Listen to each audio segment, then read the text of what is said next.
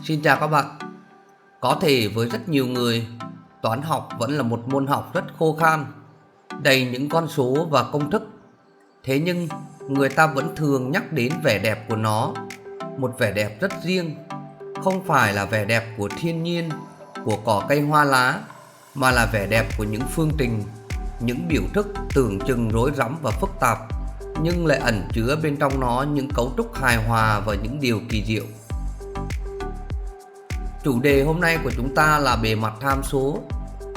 Nếu bạn là một giáo viên đang muốn tìm hiểu cách vẽ và trực quan hóa các hình không gian cơ bản như mặt cầu, mặt trụ, hình nón hay những bề mặt khác để phục vụ cho việc giảng dạy, hay đơn giản bạn là một người yêu vẻ đẹp của toán học, muốn khám phá những hình vẽ tinh tế, giàu tính nghệ thuật được tạo nên từ các biểu thức toán học, thì đây chính là nội dung mà bạn đang tìm kiếm.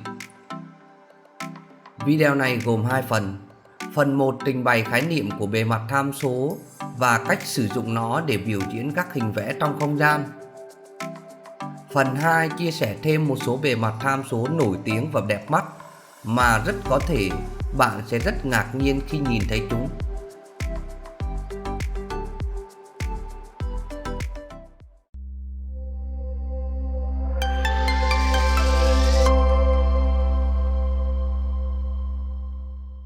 Bề mặt tham số, hay đơn giản là mặt tham số, là một biểu diễn toán học của một bề mặt trong không gian thông qua một tập hợp các phương trình tham số.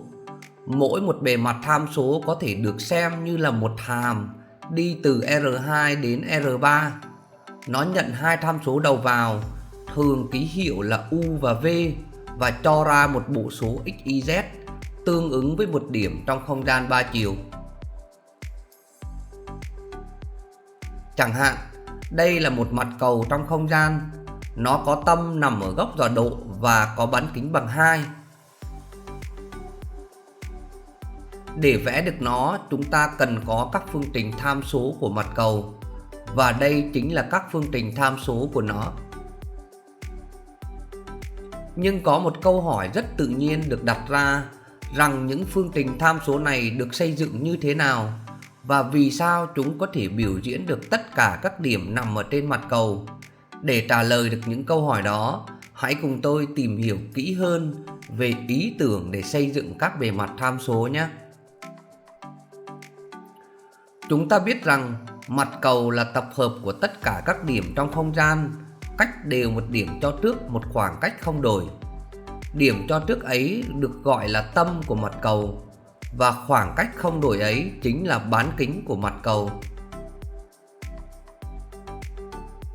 Mỗi điểm trong không gian được xác định bởi một bộ số x, y, z, trong đó x là hoành độ, y là tung độ và z là cao độ. Gọi m là một điểm tùy ý thuộc mặt cầu. Nhiệm vụ của chúng ta bây giờ là tìm cách biểu diễn tọa độ của m theo hai tham số u và v, sao cho khoảng cách từ tâm của mặt cầu đến m đúng bằng bán kính. Trước hết, ta nhận thấy rằng thành phần z, tức là cao độ của m, luôn nằm trong đoạn từ -2 cho đến 2. Như vậy, để biểu diễn cao độ của m, ta chỉ cần một tham số. Giả sử ta chọn tham số u, khi đó ta có thể đặt z bằng 2 lần cos u. Để z nhận đầy đủ các giá trị từ -2 cho đến 2, thì cos u phải nhận các giá trị từ -1 cho đến 1. Điều này tương ứng với việc cho u chạy từ 0 cho đến pi. Dĩ nhiên là miền giá trị của u hoàn toàn có thể thay đổi, miễn là ta đảm bảo cos u quét hết các giá trị từ -1 cho đến 1. Hoặc là thay vì sử dụng cos u, ta cũng có thể dùng trừ cos u, sin u, trừ sin u, cos v, sin v, vân vân. Điều quan trọng là biểu thức được chọn phải đảm bảo là nó luôn nhận giá trị trong đoạn từ -1 cho đến 1. Từ đây, bạn cũng có thể nhận ra một điều thú vị, rằng nếu chỉ muốn vẽ một nửa mặt cầu, ta chỉ cần thay đổi miền giá trị của tham số u. Chẳng hạn, thay vì cho u chạy từ 0 cho đến pi, ta chỉ cho u chạy từ 0 cho đến pi trên 2.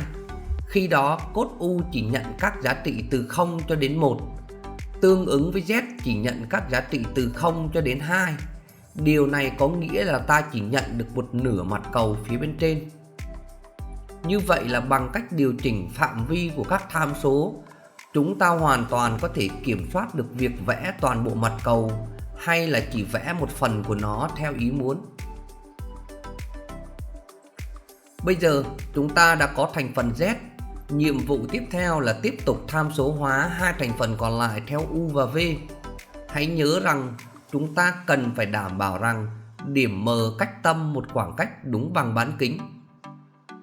Trên hình vẽ, tập hợp tất cả các điểm M thuộc mặt cầu có cao độ bằng 2 lần cốt U nằm trên đường tròn màu vàng. Đường tròn này có bán kính bằng MN nên có phương trình là x bình cộng y bình bằng MN bình phương. Tam giác IMN vuông tại N nên MN bình phương sẽ bằng IM bình trừ đi IN bình phương. Vì IM là bán kính của mặt cầu nên IM bằng 2. IN thì bằng 2 lần cốt U.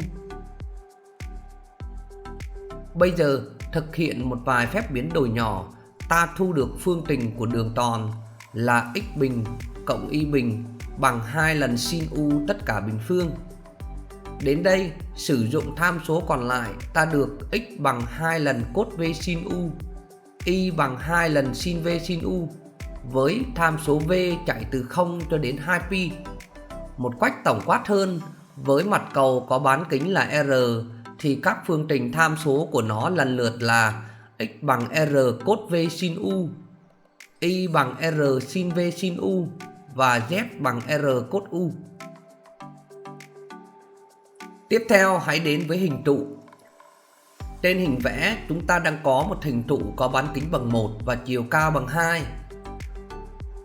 Quá trình tham số hóa hình trụ về cơ bản cũng tương tự như cách chúng ta đã làm với mặt cầu. Với hình trụ đang xét, các điểm nằm trên bề mặt của nó có cao độ Z nằm trong đoạn từ âm 1 cho đến 1. Vì vậy ta đặt Z bằng V và chỉ định V nằm trong đoạn từ âm 1 cho đến 1. Đến đây có thể nhiều người sẽ thắc mắc rằng tại sao không đặt Z bằng cốt V hoặc là Z bằng sin V giống như cách mà chúng ta đã làm với mặt cầu mà lại chọn là Z bằng V. Thực ra bạn hoàn toàn có thể đặt Z bằng cốt V, Z bằng sin V hay bất kỳ một biểu thức nào khác theo tham số V, rồi đặt phạm vi của V sao cho biểu thức đó nhận toàn bộ giá trị trong đoạn từ âm 1 cho đến 1. Tuy nhiên, việc đặt Z bằng V là cách làm đơn giản nhất. Hơn nữa, cách làm này còn giúp cho việc tính toán và vẽ hình trên máy tính trở nên nhanh chóng và hiệu quả hơn. Bây giờ, hãy xét các điểm M trên hình trụ có cùng cao độ Z bằng V. Tập hợp các điểm này tạo thành một đường tròn nằm song song với mặt phẳng đáy, được minh họa bằng đường tròn màu vàng trên hình vẽ.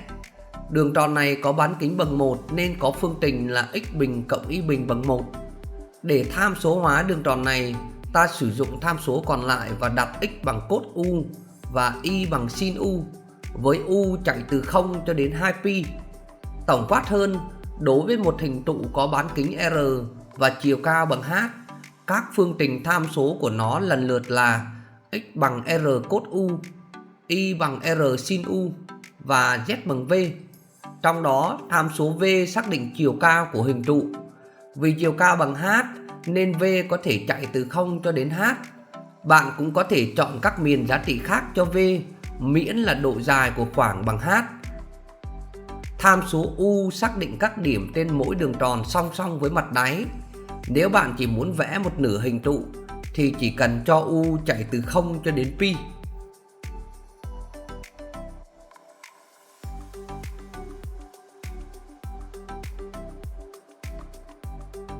Bề mặt cuối cùng là hình nón. Đây là các phương trình tham số của hình nón. Phần lập luận để xây dựng các phương trình này xin dành cho các bạn như một bài tập về nhà. Đối với hình nón, tham số U xác định chiều cao của nó và tham số V xác định các điểm nằm trên mỗi đường tròn song song với mặt đáy. Bây giờ chúng ta hãy cùng quan sát xem hai tham số này ảnh hưởng như thế nào đến hình dạng của nó nhé.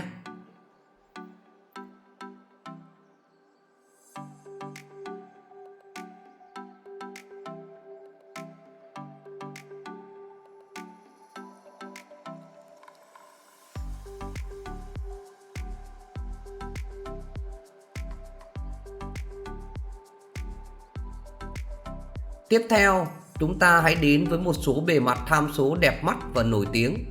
Bên cạnh những bề mặt quen thuộc như mặt cầu, mặt trụ hay là mặt nón, còn có những bề mặt tham số nổi tiếng khác được phát hiện bởi các nhà toán học cũng như xuất hiện trong tự nhiên. Mời các bạn cùng chiêm ngưỡng vẻ đẹp tinh tế và sự kỳ bí ẩn chứa trong những bề mặt này nhé. Trước mắt bạn đang là bề mặt tham số của vỏ sò. Khi nhìn vào những phương trình tham số loằng ngoằng và rối rắm này, thật khó tin là chúng lại mô tả một hình dạng mềm mại, hài hòa và quen thuộc đến vậy.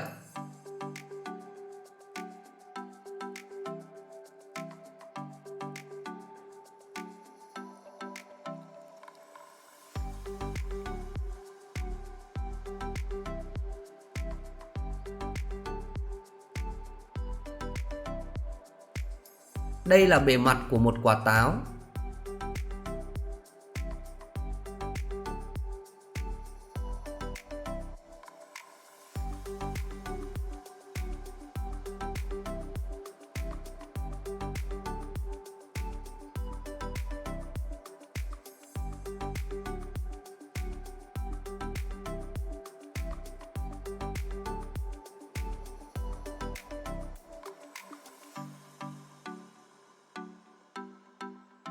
Bề mặt của một chiếc sừng.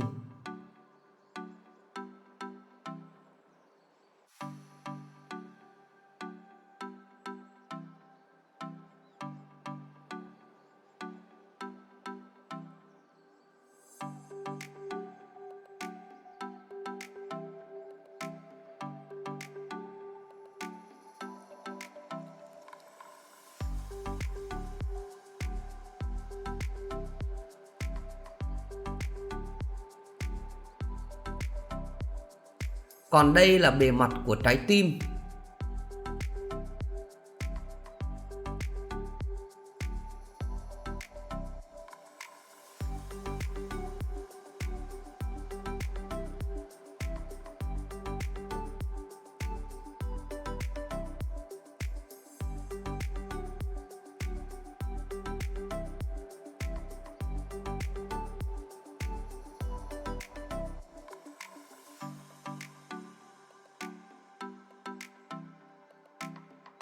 Đây là mặt Circlet Dupin, được phát hiện vào khoảng năm 1802 bởi nhà toán học người Pháp Charles Dupin.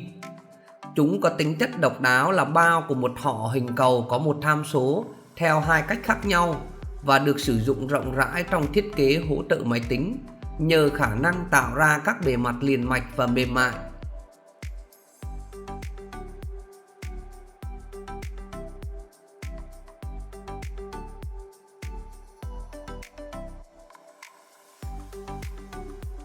Đây là dải Mobius, được đặt theo tên của nhà toán học và nhà thiên văn học người Đức Mobius. Được tìm ra vào tháng 9 năm 1858, mô hình của nó có thể được tạo ra từ một dải băng giấy dán dính hai đầu sau khi lật ngược một đầu một hoặc hai lần. Điều thú vị ở dải Mobius là nó chỉ có một cạnh và một biên. Một con kiến có thể đi dọc theo dải Mobius trên một bề mặt duy nhất vô thời hạn. Nếu dải Mobius chỉ có một mặt và có một đường biên thì chai Klein có thể được xem như phiên bản khép kín của nó, vẫn chỉ có một mặt nhưng hoàn toàn không có biên. Bề mặt này được mô tả lần đầu vào năm 1882 bởi nhà toán học người Đức Felix Klein, và kể từ đó nó đã đóng vai trò quan trọng trong việc mở rộng hiểu biết của chúng ta về topo học cũng như không gian nhiều chiều. Bạn có biết những phương trình tham số ẩn sau bề mặt này là gì không? Đây, nó đây. Dài, rất dài, dài nhất trong tất cả các bề mặt mà tôi giới thiệu trong video này.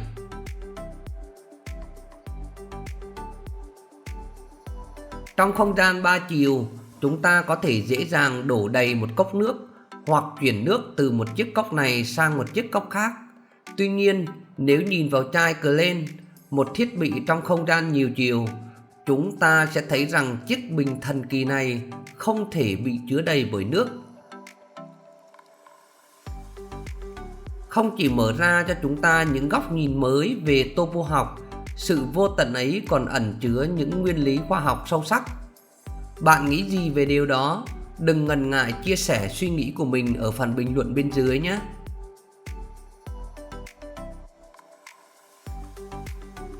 Vẫn còn rất nhiều bề mặt tham số thú vị khác mà tôi chưa thể giới thiệu hết trong video này. Bạn có thể tìm thấy một bộ sưu tập đầy đủ các bề mặt đó trên trang web được đính kèm ở phần mô tả bên dưới video. Bạn thích và ấn tượng với bề mặt nào nhất? Hãy chia sẻ cảm nhận của bạn ở phần bình luận bên dưới nhé. Còn bây giờ, xin chào và hẹn gặp lại.